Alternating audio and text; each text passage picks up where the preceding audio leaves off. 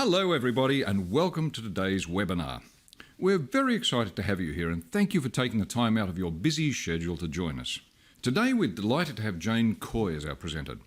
Jane is an experienced teacher of many years as well as a primary literacy consultant. She's also the author of many educational texts for various publishers. Being a live webinar, you have the option to ask Jane and myself questions live. To do so, use the question chat box to type in any question you have on the right-hand side of your screen. If you're on our live feed page, use the box below the video screen. All participants will be emailed a PD certificate for attending today. If you're sitting around in the staff room with other staff, make sure you email us a list of all your staff members' names and emails of those who attended. I hope you enjoyed today's webinar. And Jane, over to you. Thanks, Richard. So fun with phonics, using literature-based activities to build phonological awareness. Phonological awareness is the core component in learning to decode written text. The development of phonological awareness depends on the acquisition of three crucial skills: identifying syllabification, separating words into sound chunks called syllables, recognizing onset and rime, connecting the beginning sounds of words and syllables, onset, to the follow-on sounds, rime. Developing phonemic awareness, identifying the relationship between the letters of the alphabet and the sounds they make, the phonemes. In this webinar, we will explore how you can build phonological awareness in your students using engaging tasks that aim to develop these three core skills. So let's look at curriculum references. Both the Australian and New Zealand English curriculum documents make clear references to specifically teaching the skills involved in developing phonological awareness. The Australian curriculum achievement standards for the receptive modes, listening, reading and viewing, state that in Prep Foundation, students identify the letters of the English alphabet and use the sounds represented by most letters. They listen for rhyme, letter patterns and sounds in words. In Year 1, students use knowledge of sounds and letters to make meaning and listen for and reproduce letter patterns and letter clusters. In Year 2, the students monitor meaning and self-correct using phonic knowledge and listen for and manipulate sound combinations and rhythmic sound patterns. The New Zealand curriculum listening, reading and viewing document states that Level 1 students should use sources of information, meaning, structure, visual and graphophonic information and prior knowledge to make sense of a range of texts and associate sounds with letter clusters as well as with individual letters.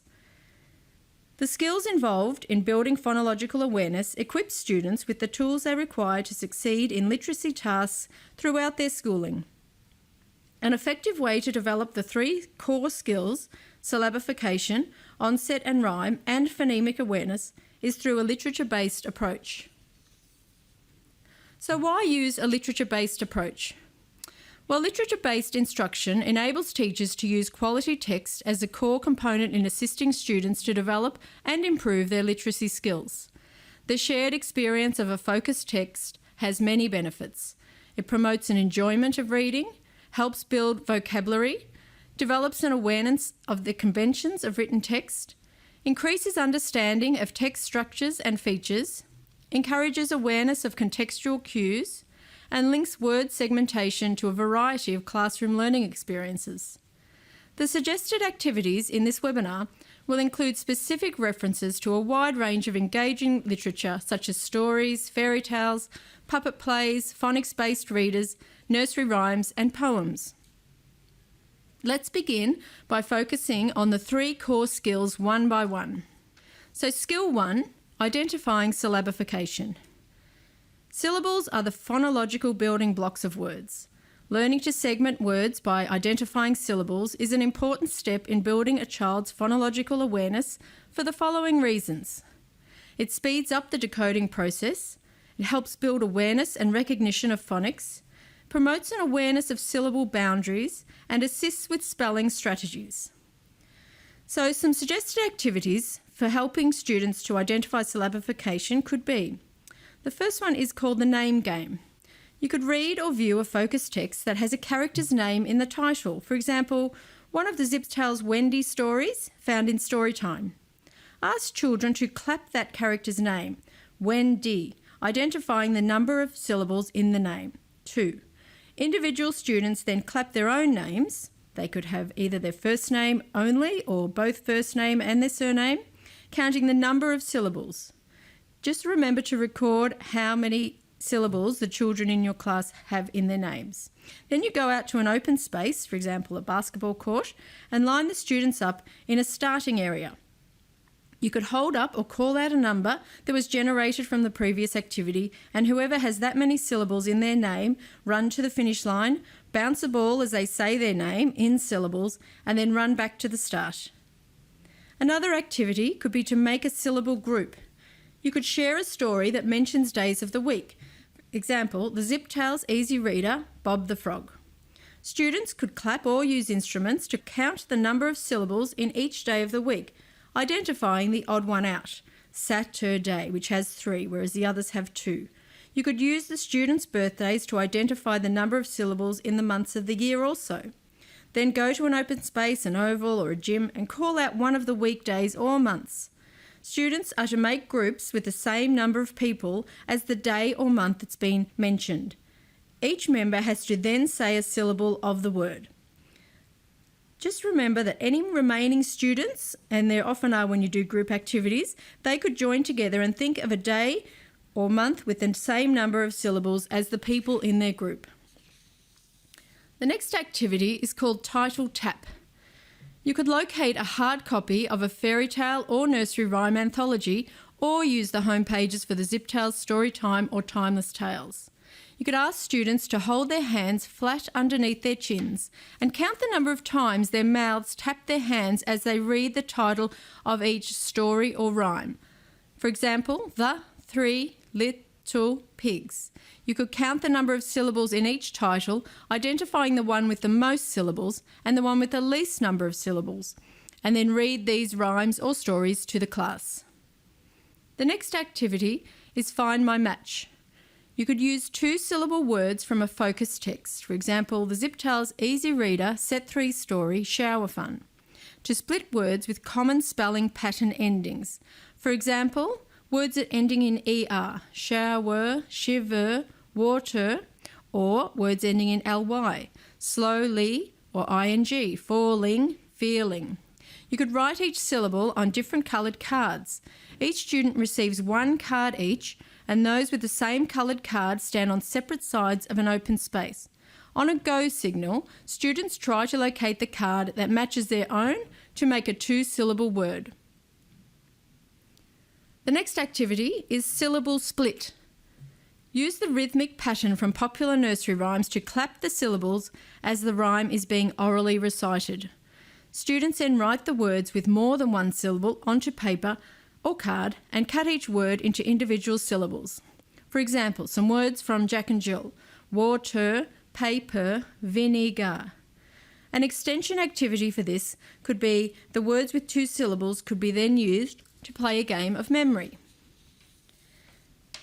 Let's move on to Skill 2, Recognising Onset and Rime. Most words and syllables are made up of sounds created from onset and rhyme, or a combination of both.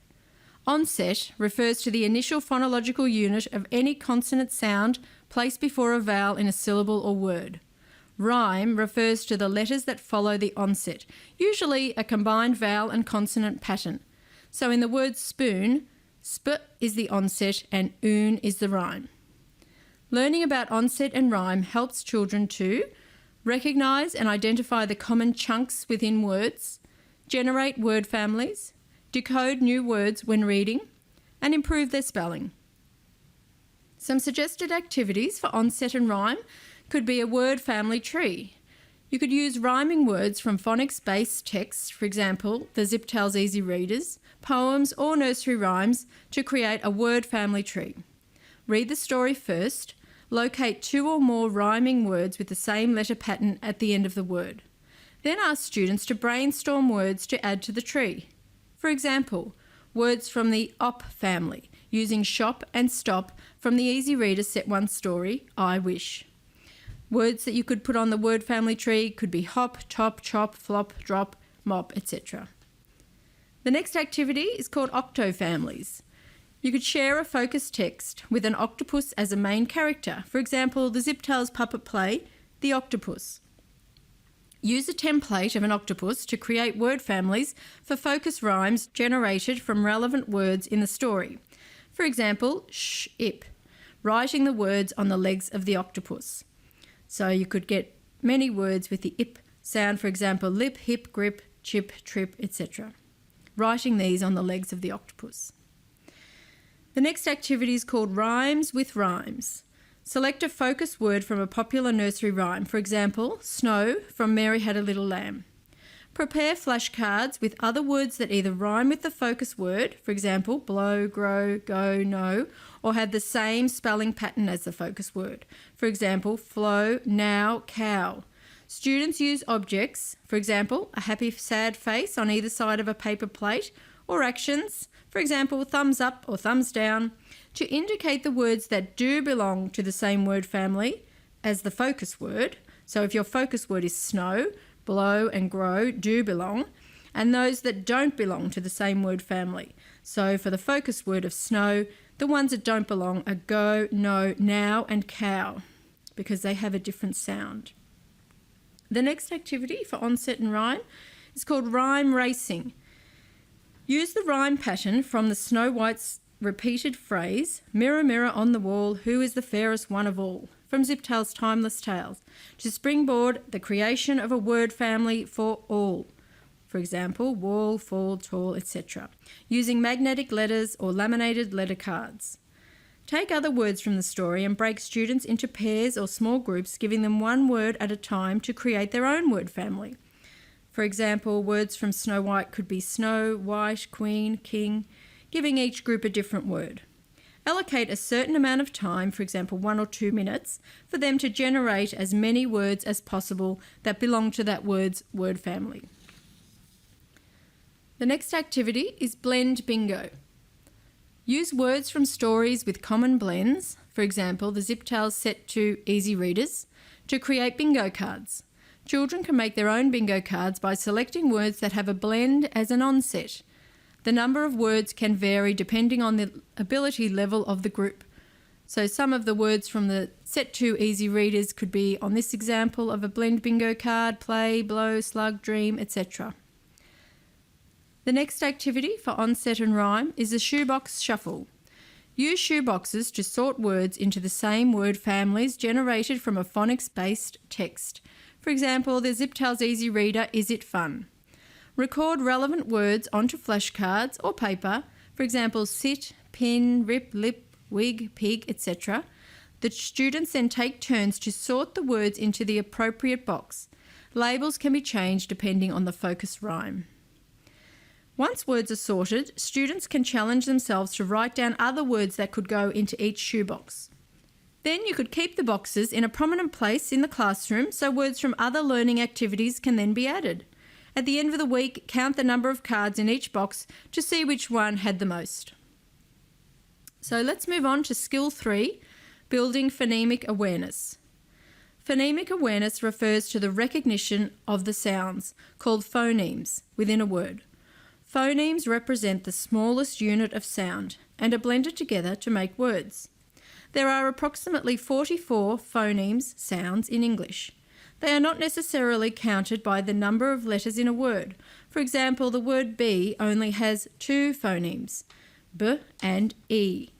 The written version of a phoneme is called a grapheme. Graphemes can be formed from one letter, for example, the single letters of the alphabet, P or B, 2 letters, for example, SH or TH, blended together, or 3 letters, an example of this is TCH, or 4 letters, and an example of this is OUGH. Identifying phonemes is a crucial skill in learning to read. By connecting letters to their corresponding sounds, the process of decoding is made simpler. Of course, most letters of the alphabet make a variety of sounds, hence the study of phonics plays a vital role in the classroom. Children with a well-developed phonemic awareness will be able to recognise and identify rhymes, blend and segment phonemes, identify missing phonemes, replace phonemes with other phonemes, listen for and orally repeat phonemes, and connect graphemes with phonemes. So some suggested activities could include focusing on a letter of the day. You could use focus text to springboard a discussion about the different sounds that the letters of the alphabet make. For example, in the Ziptales Storytime story, Wendy and the Genie, the letter G makes a J sound, also known as soft G. Read the story, then reread it, asking students to keep an eye out for words with the letter G that make a hard G sound, G, and a soft G sound, J. Begin a letter of the day focus chart and add to it during other classroom activities.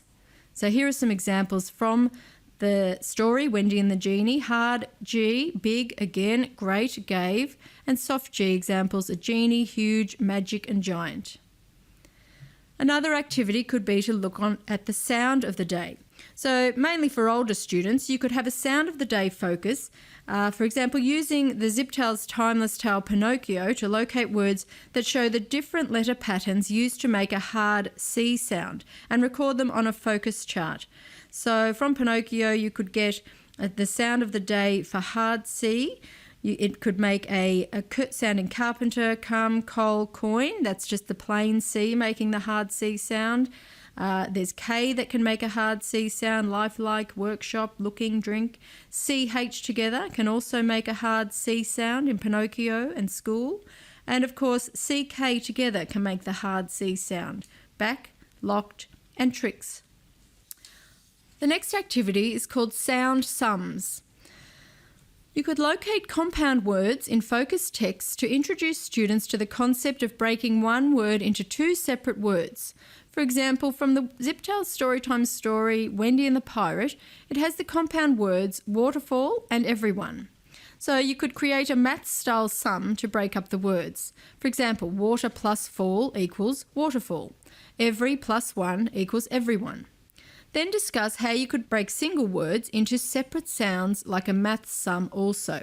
So for the word Wendy, it has 5 sounds. W plus E plus N plus D plus E equals Wendy. And do the same for pirate, whereas you could also draw the children's attention to the fact in pirate that there are only 4 sounds being made from 6 letters.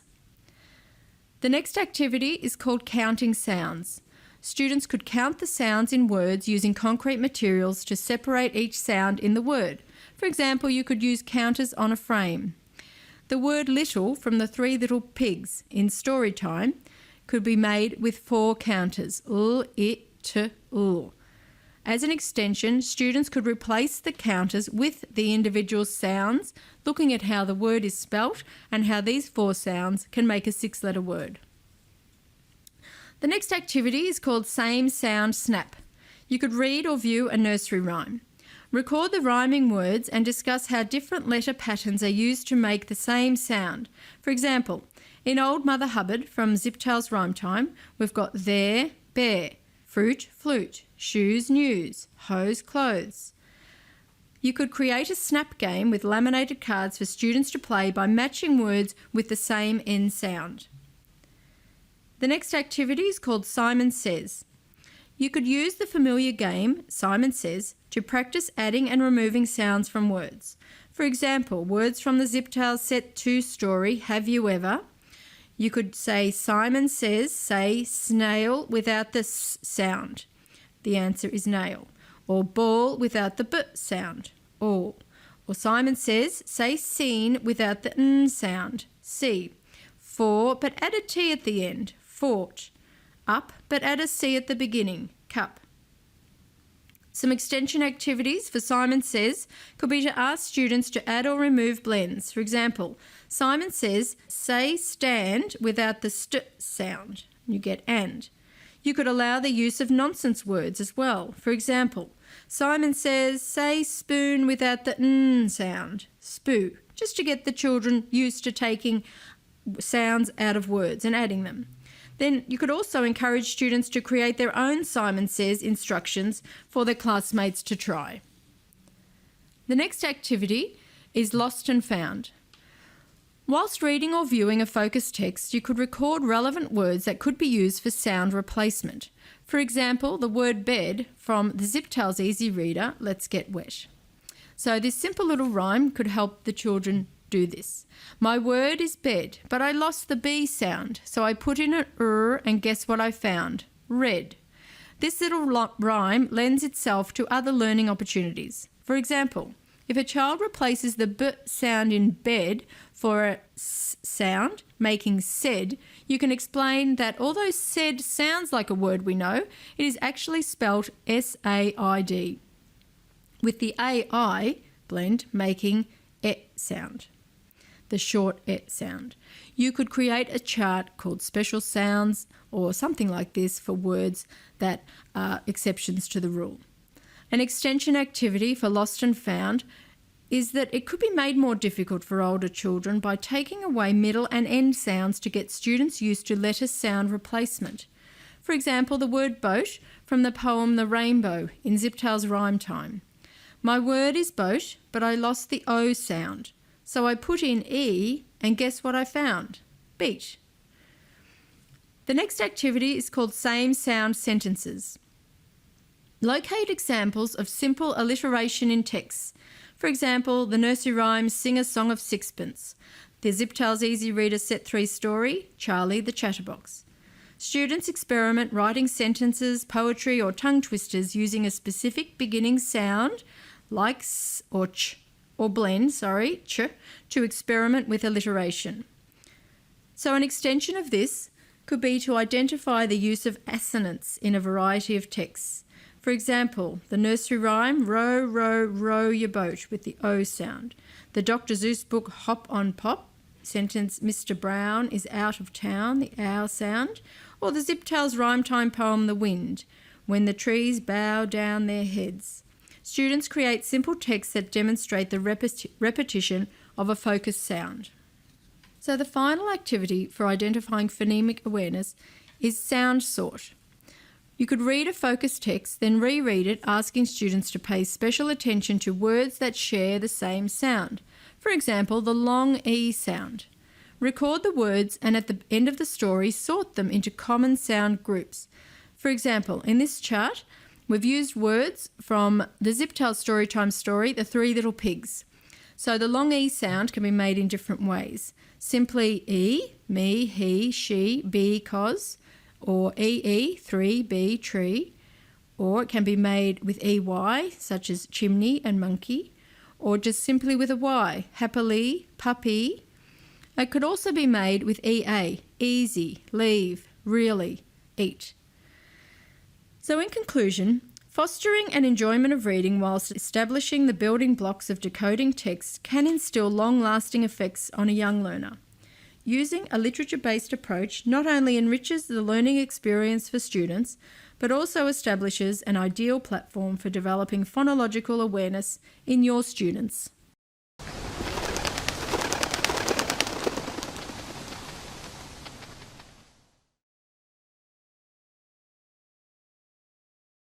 Well, thanks very much, Jane. That was really very, very useful indeed. All those activities, I think there are about 16 or 18 activities, something like that. And I think you teachers will hopefully find those very useful. Now, we do have some questions, so let's turn to those straight away. Now, the first one from Sam. Sam says, how can we encourage parents to promote phonemic awareness? Jane? Oh, look, that's a great question, Sam. I know it's sometimes, beneficial to the children if they can get some experience from home at looking at the sounds and listening for sounds in words. You could maybe communicate with parents what you're focusing on for the week. So, for example, if you're doing letter of the week or sound of the week in the classroom, you could maybe communicate to parents somehow what you're learning, what sound you're focusing on, and encourage parents to help the children locate items in the house that have that same sound. For example, if you're looking at SH, the sh blend, parents could be encouraged to focus on SH words at home, shoes, shower, toothbrush, etc.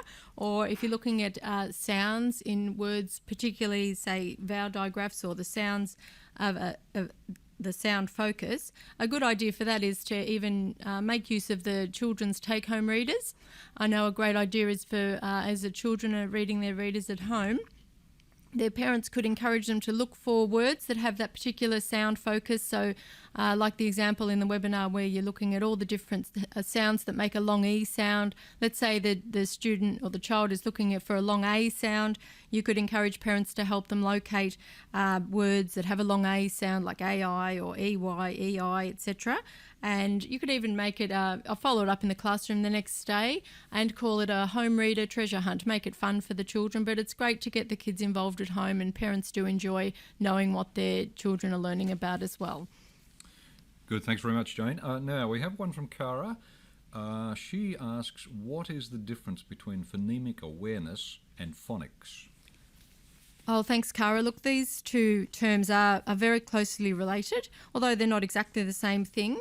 But when we're looking at phonemic awareness, we're looking at what our understanding of how the sounds of the spoken language do work together to make words, whereas phonics, on the other hand, and along with graphemes that we talked about in the webinar, they actually just referring to the relationship between the letters and sounds of written language. So basically, phonemic awareness is looking at the spoken language, and phonics and graphemes also are looking at written language. And because mainly we first need to hear how phonemes in spoken words work to show phonemic awareness, and then develop an understanding of how these sounds are then converted to letters when we see them in the written words.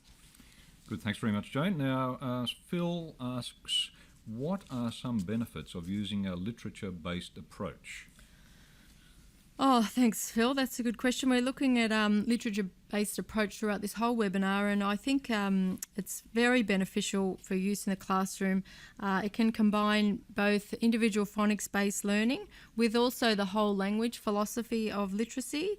As we know as teachers, whole language encourages children to make meaning from texts, and an important element of the whole language approach is to use high quality literature, which you do get on Ziptales. That's the main focus of Ziptales, is to promote a love of reading.